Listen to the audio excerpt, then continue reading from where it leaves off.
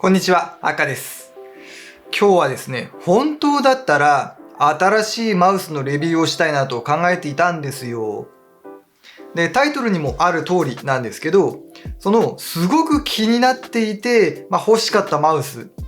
実際には買わないことにしたんです。それがこの2つなんですけど、1つはスティールシリーズ Aerox 9 ワイヤレス。で、もう1つがレーザーバイパー V2 Pro。この2つのマウスなんですよね。2つとも全然違う性質のマウスなんですけれども、これが私がなぜ気になっていたのか。で、買おうと思っていたのになんで買わなかったのか。そういった話をちょっと今日はしていきたいと思います。こういう買う買わないの判断の経緯をちょっと皆さんにお話しすることで、このマウスの特徴っていうのも分かりますし、他の選択肢があるっていうところもちょっとお伝えしたいなというところなんですよ。本当だったら製品買ってレビューしろよって言われるかもしれないんですけど、ちょっとレビュアーにあるまじき行為としてなんですが、これはこれでちょっと参考になる部分も多いかなと思うので共有したいと思います。それでは行ってみましょう。では先にスティールシリーズの Aerox 9の方から行きましょうか。こちらですね、最大の特徴としては、右手親指に12個のボタンがある。10キーと同じ数のボタンがあるということで、MMO 向けマウスとなっています。同じく同時に発売された Aerox 3とか Aerox 5とか、ボタンの数によって種類があるんですけど、Aerox 9はもう完全に MMO 向けなんですね。で、私 MMO 向けのマウスとしては、以前レビューでお伝えしたこちらのレッドラゴン M908 というマウスを使っています。これもこの親指側に12個のボタンがあるということで非常に便利ではあるんですよね。で、主に Final Fantasy XIV で使ってはいるんですが、やっぱりどうしても気になるところは、これ、有線マウスだってことです。この線が邪魔なんですよね。で、この MMO マウスってもともと選択肢って非常に少なくて、だいたいロジクールの G600 か、レーザーのナーガプロあたりだと思うんですよ。で、レーザーのナーガプロっていうのはワイヤレスなんで、あれも考えてみたんですけど、以前のレビューでもお伝えした通り、MMO マウスってすごい特殊な形状のマウスが多くて、持ち上げることが困難なものが非常に多いんですよね。で、また重いんですよ。ワイヤレスのレーザーナーガプロ、こちらに関しては 117g と、かなりの重量です。で、ロジクール G600 は有線であるにもかかわらず、重さが 133g とめちゃくちゃ重いんですよね。ちなみにこの M908 も 118g だったので、ほぼレーザーのナーガプロと同じ重さになっています。で、その中で Aerox 9が発表された時、もうハニカム形状のこれぞ軽量マウスって形してるじゃないですか。めちゃくちゃ期待してまして。で、重量も 89g なんですよ。これは軽いなと。で、MMO マウスでワイヤレスで軽量でっていう今までにないアプローチですっごい気になってたんですよね。で、意気揚々といつも通りつくもでちょっと試してみようと思って、触ってみたわけです。そしたらですね、親指側のボタン、ここにすごい違和感があるんですよ。で、写真で見てもわかるんですけど、G600 とか、こちらの M908 みたいに、ボタンの配置がですね、こうギュッと小さくなってなくて、マウスの側面全体にボタンが来るように配置されてるんですよね。一つ一つのボタンは押しやすくなってるのかなと思ったんですが、結構ですね、親指が忙しいです。で、私は特にこのボタンの配置の中では3番、一番、奥側の一番上になるんですかね。ここが押しづらかったんですよね。で、FF14 ってこの親指側のボタンですね、めちゃくちゃよく動かして、しかも結構連打したりとかあるんですよ。割と時間に追われるゲームなんですよね。なので、それでちょっと持ってパパパッとこう使ってみた限りでは非常に使いにくいなという印象を受けてしまいました。あと気になったのは、その大きさや配置もそうなんですけど、その親指側のボタンに傾斜が付けられてないんですよ。どういうことかっていうと、この M908 見てほしいんですが、123と456でちょうど V 字になるように。で、789と10、11、12でまた V 字になるようにということで、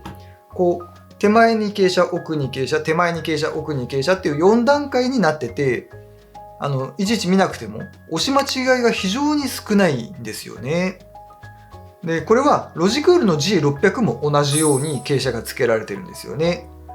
なので FF14 ユーザーではロジクール G600 ユーザーっていうのがすごく多いなっていう印象で、ナーガプロとかは少数派なんだなっていう認識ではあるんですけど、やっぱりこういう親指側のボタンの押しやすさっていうのがすごくマウス選びの決め手になるんじゃないかなというふうに考えてます。ということで、このエアロックス9っていうのはすごく惜しいマウスだったんですよ。実際押し間違いが多いとか、指が届きにくいとか、もうそれだけでちょっと使う気をなくしてしまって、結果的に買わなかったっていうことです。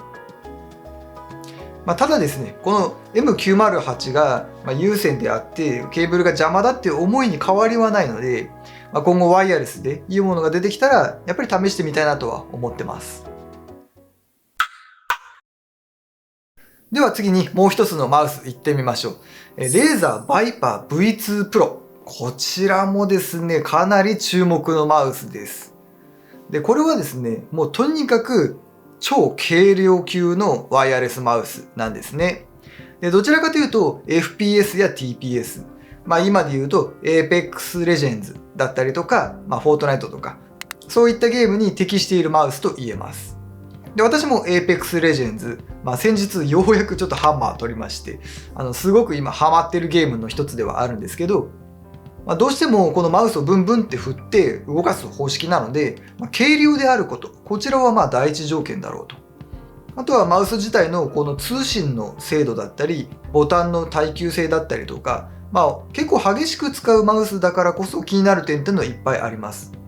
で、ざっくり性能を見ていくとですね、このレーザーバイパー V2 Pro すごくて、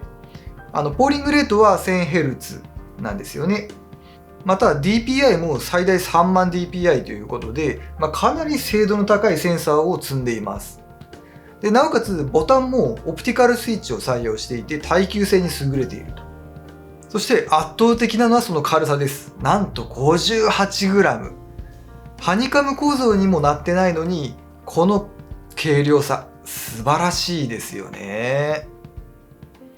で、またグリップシールなんかもついてきて、自分に合うようにカスタマイズできるっていうのも、いいなというふうに思ってます。で、これもですね、やっぱりすぐ試してみたくて、でしかもこちらホワイトモデルあるんですよ。意気揚々と、買いに出かけて、例のごとくつくもで触ってみたんですけど、あれってなんかちょっと違うなーって感じまして、というのも私が今使ってるマウス、それがこちら。ロジクールの ProX スーパーライトなんですよね。で、このマウスが良すぎて。で、レーザーバイパー V2 Pro っていうのは、ちょっと毛色の違ったマウスだなと。で、まず、性能面では、このロジクールの ProX スーパーライトっていうのは、ほぼほぼ同じぐらいのスペック持ってるんですよ。DPI は25600っていうことで、レーザーの方には及ばないんですけど、実際、運用するのは800から1600だったりするので、その解像度の差を考えた時には、問題ないだろうという部分だったり。あと、ポーリングレートは 1000Hz で共通なので、ワイヤレスという性能に関しても申し分ないだろうと。で、重さは 63g。これもですね、非常に軽いんですよ。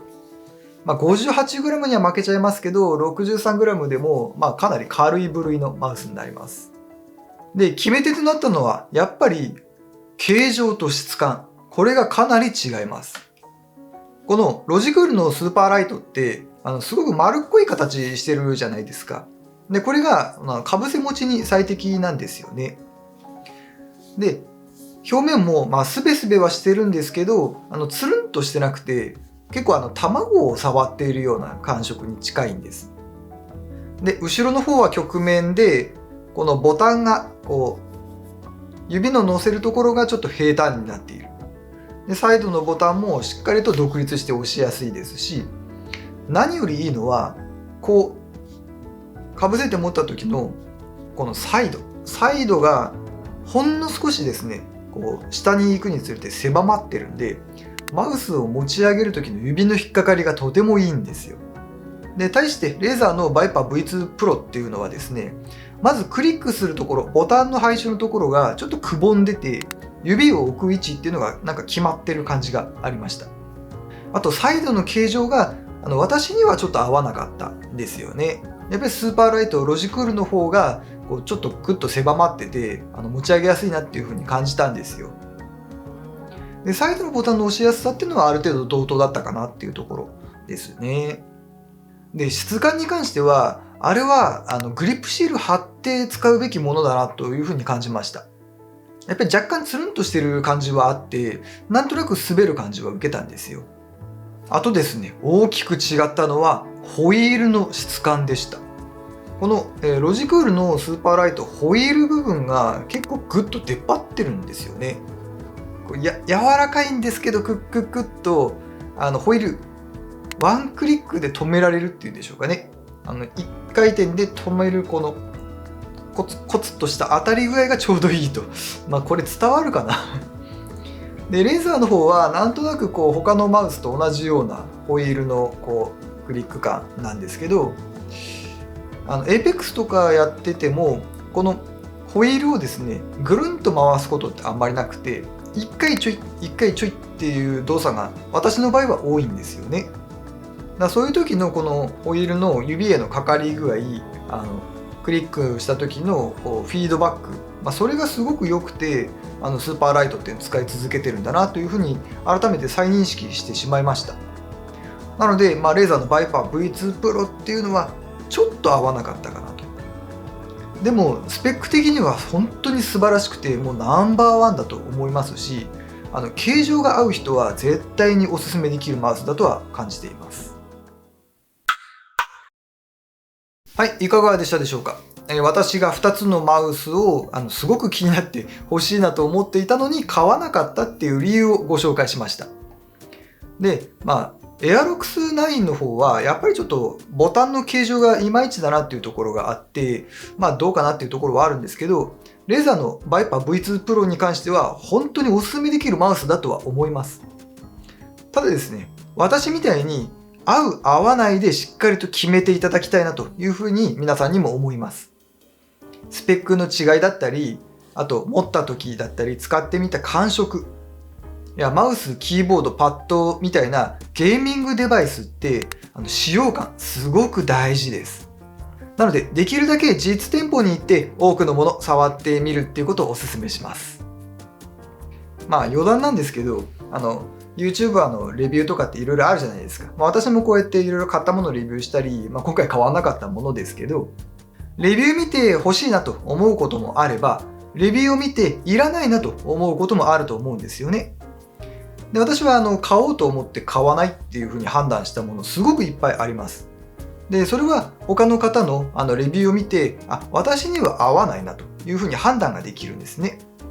そういう意味でもこの YouTube でのレビューってすごく大事な立ち位置なんだなというふうに考えてますので、これからもですね、買ったもののしっかりと細かいレビューだったり、こういうたまには買わなかったものの印象だったり、そういったものをお伝えしていきたいと思います。それでは今日はこんなところで終わりたいと思います。よかったらチャンネル登録や高評価もお願いします。ではでは。